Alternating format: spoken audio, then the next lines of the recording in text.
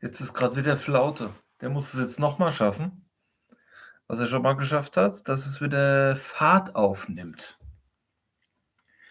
Coke had spent a dozen seasons in London. Naturally, to those who lived about town, his figure was almost as familiar as that of Sir Hanbury Williams, the beau of the last generation, or that of Lord Lincoln, the pride and hope of the golden youth of 42.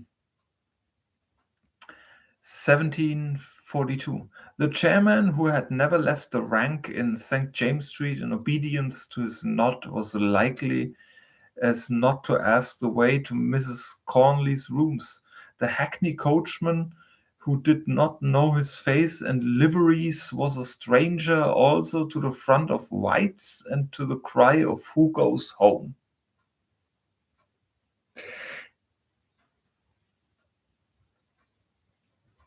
That on foggy evenings drew 100 link boys to New Palace Yard.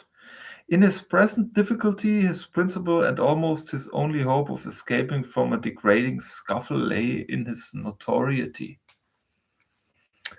It bade fair to be justified. The two men who slouched into the room in obedience to Mrs. Clark's excited cry had scarcely crossed the threshold. Eigentlich ist es total spannend, weil die haben die immer noch nicht gefunden. When they turned to him, grinned, and the foremost made him a sort of bow. Sir Harvey stared and wondered where he had seen the men before, but in a twinkling his doubt, as well as the half-smothered cry that at the same instant burst from Madame's lips, were explained. Mrs. Oriana Clark, otherwise Crockett. The elder man muttered, and stepping forward briskly, he laid a slip of paper on the table before her. At suit of Margams of Paul's Churchyard for 47,680 debt and costs. Here's the capias, and there's a detainer lodged. So much said, he seemed to feel the official part of his duty accomplished, and he turned with a wink to Crockett. Much obliged to the old gentleman for letting us in. As pretty a capture as I ever made. Trick, mind the door.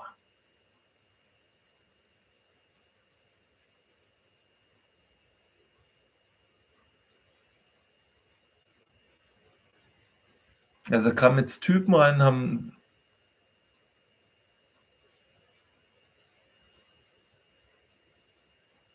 eine Rechnung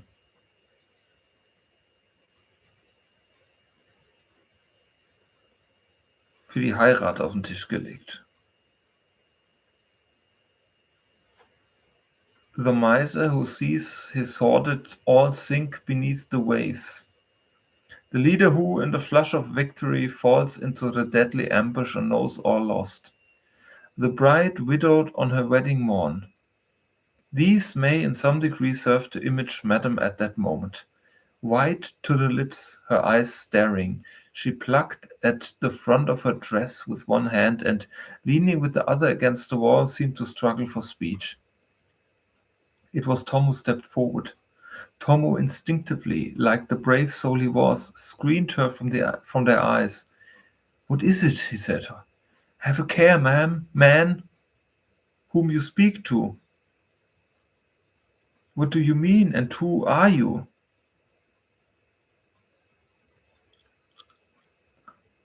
"Easy asked and soon answered," the fellow replied, civil enough. "I'm a sworn bailiff. It's a Capias 47.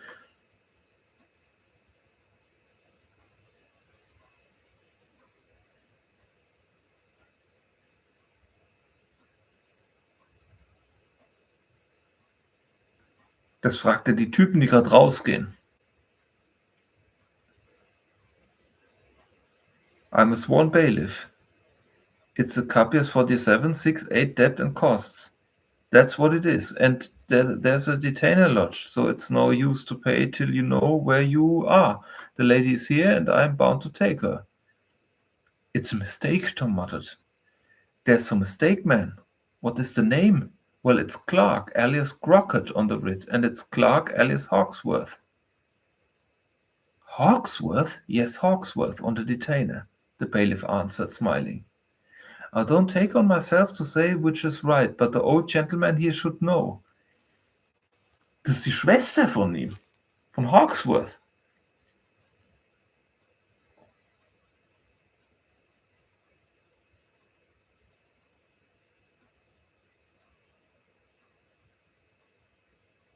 At that word, the unhappy woman, thwarted in the moment of success, roused herself from the first stunning effects of the blow. With a cry, she tore her handkerchief into 2 or 3 pieces and, thrusting one end into her mouth, bit on it. Then, silence! She shrieked. Silence, you dirty dog! How dare you lay your tongue to me? Do you hear me? But Tom interfered. No, one moment, he said grimly. That word, Hawksworth, had chilled his blood. Let us hear what he has to say. Listen to me, man. Why should the old gentleman know? The man hesitated, looking from one to the other. Well, they say he's her father. At any rate, he brought her up. That is until, well, I suppose you know. She shrieked out a denial. Hat's wieder geschafft. Jetzt bin ich wieder dabei. But Tom, with taking his eyes from the bailiff's face, put out his hand and, gripping her arm, held her back. Yes, man, until what? He said hoarsely. Speak out, until what? Well, until she went to live with Hawksworth, Your Honor. Ah, Tom said, his face white. Only that word. Oder ah. Eins von beiden. Er ist 18, also wahrscheinlich eher ah. She should have known that all was lost then, that the game was played out. But womanlike, she could not accept defeat. It's a lie, she shrieked. A dirty, cowardly lie. It's not true. I swear it is not true. I'm not me. I'm not here. Nee, Quatsch. It's not true. And breathless, panting, furious, she turned first to one and then to another, stretching out her hands, heaping senseless denial on denial. At last, when she read no relenting in the boy's face, but only the quivering of pain, as he winced under the lash of her loosened tongue, she cast the mask. She cast the mask that had already slipped completely away. And turning on the old man, You fool! Oh, you fool! She cried. Have you nothing to say now that you have ruined me? Pay the beast, do you hear? Pay him, or I'll ruin you. But the clockmaker, terrified as he was, clung sullenly to his money. There's a detainer, he muttered. It's no good, Bess, it's no good, I tell you. Well, pay the detainer. Pay that too, she retorted. Pay it, you old skinflint, or I'll swear to you for gold clipping. And you'll hang at Tyburn as your friend Jonathan. Have a care, will you? Or I'll do it, so help me. The old man screamed a palsied curse at her. Sir Hervey touched the lad's arm. Come, he said, and turned to the door. Tom shuddered, but followed at his heels as a beaten hound follows. The woman saw her last chance passing from her, sprang forward and tried to seize his arm, tried to detain him, tried to gain his ear for final appeal. But the bailiff interfered. Softly, mistress, softly, he said.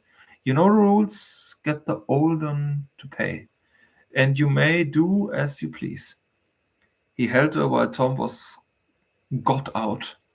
Dizzy and shaking, his eyes opened to the abyss from which he had been plucked back. But though Coke closed the door behind them, the woman's voice still followed them. and shocked and horrified them with its shrill clamor. Tom shuddered at the dreadful sound, yet lingered. I must get something, he muttered, avoiding his companion's eyes. It is upstairs. What is it? Cook answered, and anxious to get the lad out of hearing, he took his arm and urged him towards the street. Whatever it is, I set my man for it. But Tom hung back. No, he said. It's money. I must get it. For goodness sake, don't stay now, Sir Harry protested. But Tom, instead of complying, averted his face. I want to pay this, he muttered.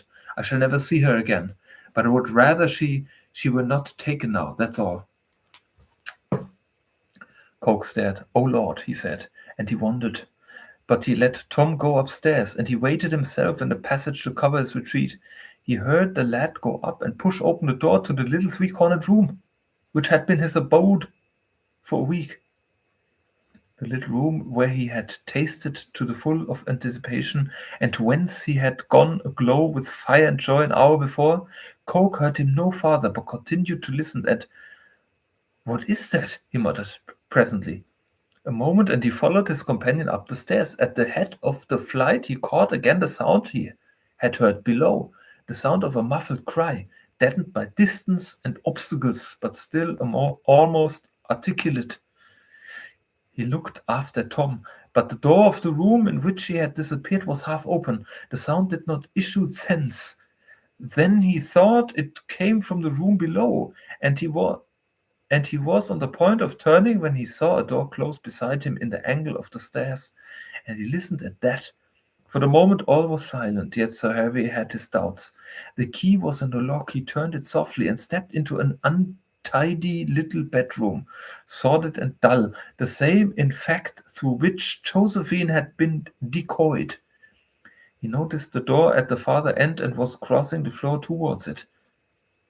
Schwebend, fast, with an unpleasant light in his eyes, for he began to guess what he should find, when the door of the room below opened and a man came out, and came heavily up the stairs. Sir Harry paused and looked back. Another moment, and Crockett, reaching the open door, stood glaring in.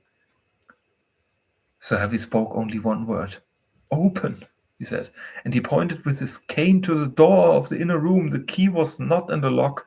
The clockmaker, cringing almost to the boards, crept across the floor and, producing the key from his pocket, set it in the lock. As he did so, Coke gripped him on a sudden by the nape of the neck and irresistibly but silently forced him to his knees. And that was what Josephine saw when the door opened. Crockett kneeling, his dirty, flabby face quivering with fear, and Sir Harry standing over him.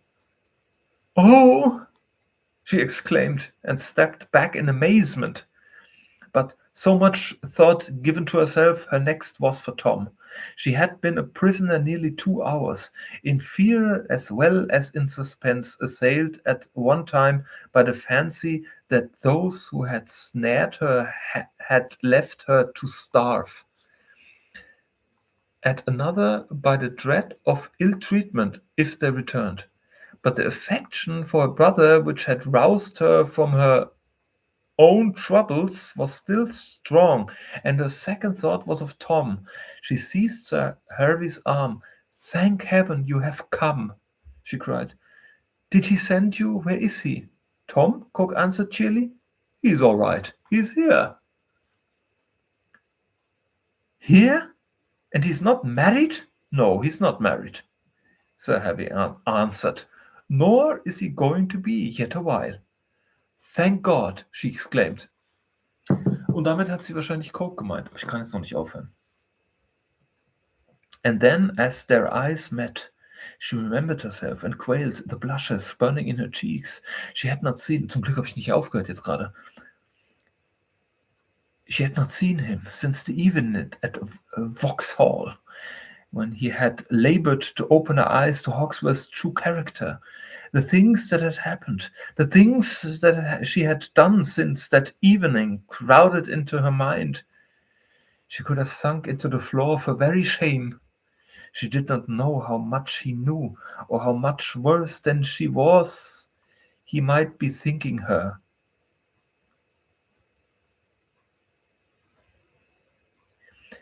or how much worse than she was he might be thinking her, and in an agony of recollection she covered her face and shrank from him. Come, child, come. You are safe now, he said hurriedly. He understood her feelings. I suppose they locked you here that you might not interfere. Was that it? He continued, seizing Crockett's ear and twisting it until the old rogue grovelled on the floor. Eh? Was that it? Oh, yes, yes, the clockmaker cried. That was it. I'll beg the lady's pardon. I'll do anything.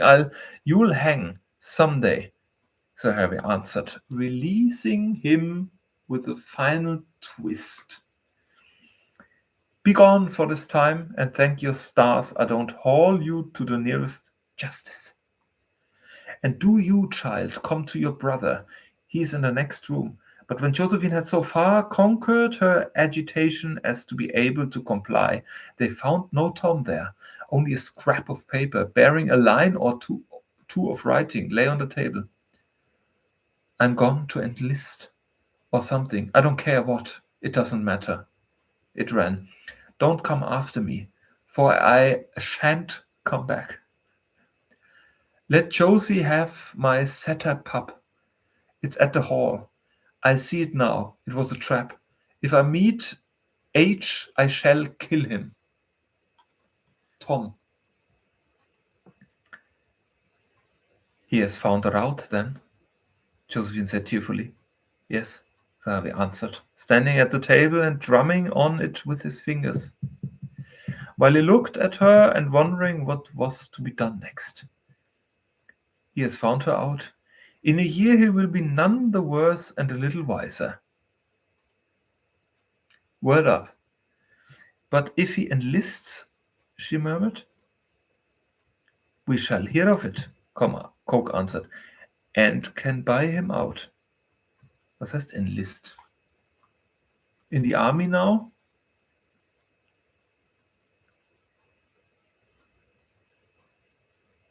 Wahrscheinlich.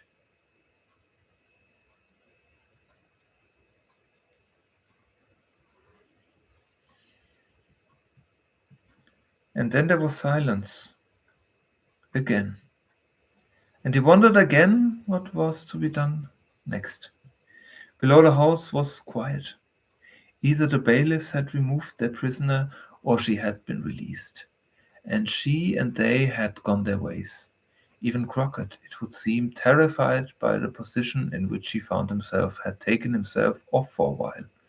For not a sound save the measured ticking of clocks broke the silence of the house above stairs or below.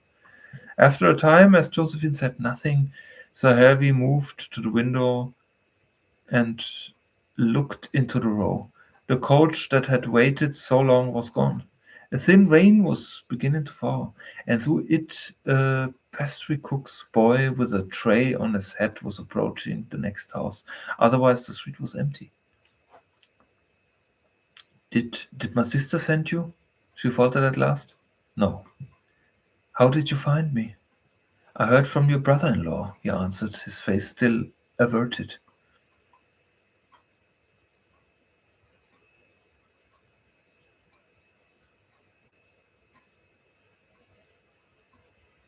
Abgewandt.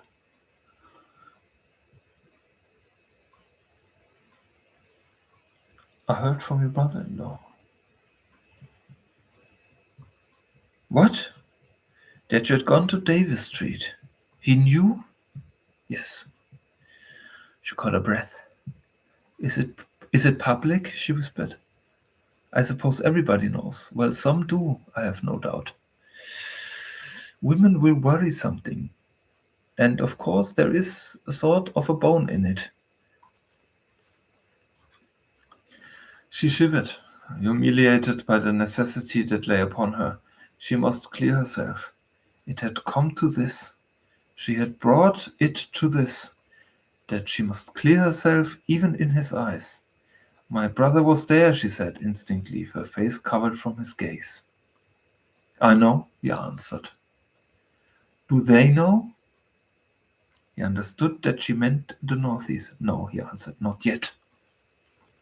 Not yet. She was silent a moment. Then, what am I to do? She asked faintly. She had gone through so many strange things in the last 24 hours that this, which should have seemed the strangest of all, that she should consult him, passed with her for ordinary. But not with Coke. It showed him more clearly than before her friendlessness, her isolation, her forlornness, and these things moved in. He knew what the world would think of her escapade, what sharp-tongued gossips like Lady Harrington would make of it, what easy dames like Lady Walpole and Lady Townshend would proclaim her, and his heart was full of pity for her. He knew her innocent. He had the word of that other innocent Tom for it, but who would believe it? The Northies had cast her off. Perhaps when they knew all they would still cast her off. Her brother, her only witness, had taken himself away, and was a boy at most. He had been older, he might have given the gossips the lie, and forced the world to believe him, at the point of the small world. As it was, she had no one. Her aunt's misfortune was being repeated in a later generation. The penalty must be the same. Must it? In the silence Sahavi heard her sigh, and his heart beat quickly. Was there no way to save her? Yes, there was one. He saw it. And with the coolness of the old gamester, he took it. What are you to do? He repeated thoughtfully, and turning, he sat down and looked at her across the table, his face, voice, manner, all businesslike. Well, it depends, child. I suppose you have no feeling left for that person? She shook her head, her face hidden. None at all? He persisted, toying with his snuff box while he looked at her keenly. Pardon me, I wish to have this clear because it's important. I would rather die, she cried, than be his wife. He nodded. Good, he said. It was to be expected. Well, we must make that clear, quite clear, and I can hardly think your sister will still refuse to receive you. Josephine started, her face flamed. Has she said anything? She muttered. Nothing, Cork answered. But you left her yesterday to join him, and you return today, still, child. I think if we make all clear to her, quite clear, and to your brother Northy, they will be willing to overlook the matter and find you a home. She shuddered. You speak very plainly. I fear, he said, you will hear plainer things from her. But, he continued, speaking slowly now and in a different tone, there's another way, child. If you are willing to take it, one other way. That way, you need not see her unless you choose. You need see none of them. You need hear no plain truths.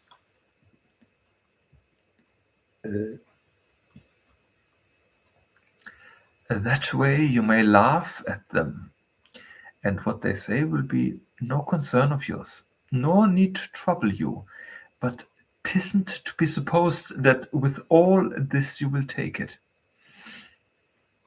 You mean I may go to Chalk Hill? She cried. I will go gladly. I will go thankfully. I will indeed. No, he said, rising also, so that only the table stood between them. I did not mean that. There is still another way, but you are young, child, and it isn't to be supposed that you will take it. Young, she exclaimed, in bitter self-contempt. What way is it? She asked, and why should I not take it? Take it gladly if I can escape all that. Because I am not very young, he said grimly. You? She exclaimed in astonishment, and then, as her eyes met his across the table, the color rose in her cheeks. She began to understand, and she began to tremble. Yes, he said bluntly. I. It shocks you, does it? But courage, child, you understand a little. You do not understand all. Suppose for a moment that you return to Arlington Street today as Lady Coke. The demands of the most exa- exacting will be satisfied. Lady Harrington herself will have nothing to say. You left yesterday, you return today, my wife. Those who have borne my mother's name have been wont to meet with respect.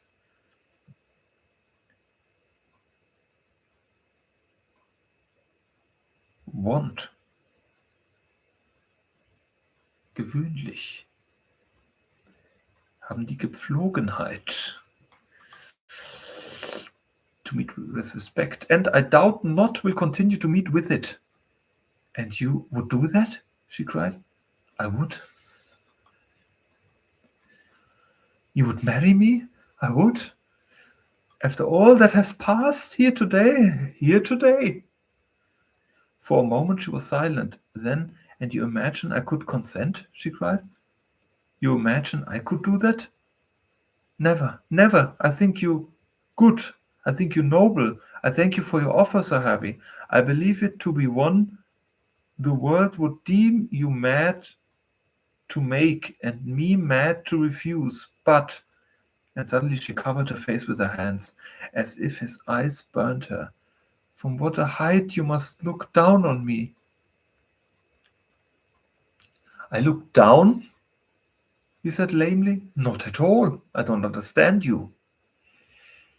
You do not understand? She cried, dropping her hands and meeting his eyes as suddenly as she had avoided them. You think it possible, then, that I, who yesterday left my home, poor fool that I was, to marry one man, can give myself a few hours later to another man? You think I hold love so light a thing I can take it and give it again as I take or give a kerchief or a riband? You think I put so small a price on myself and on you? Oh no, oh no, no, no, no, no, I do not. I see, if you do not or will not, that your offer noble, generous,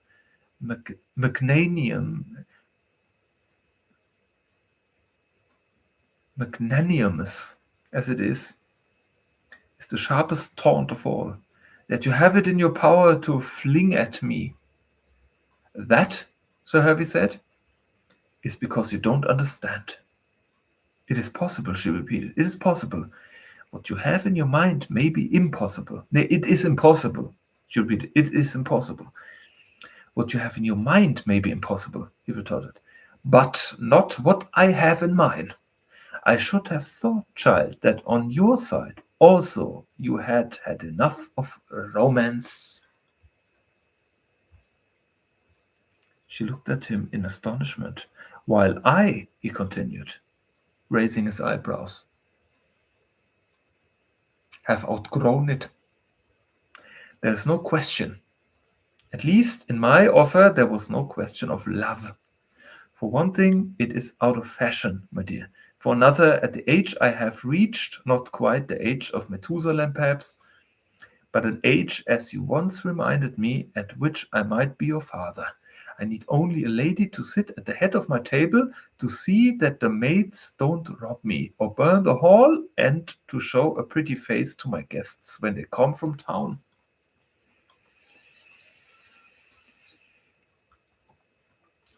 My wife will have her own wing of the house, I mine. We need meet only at meals. To the world we shall be husband and wife, to one another, I hope, good friends, of course.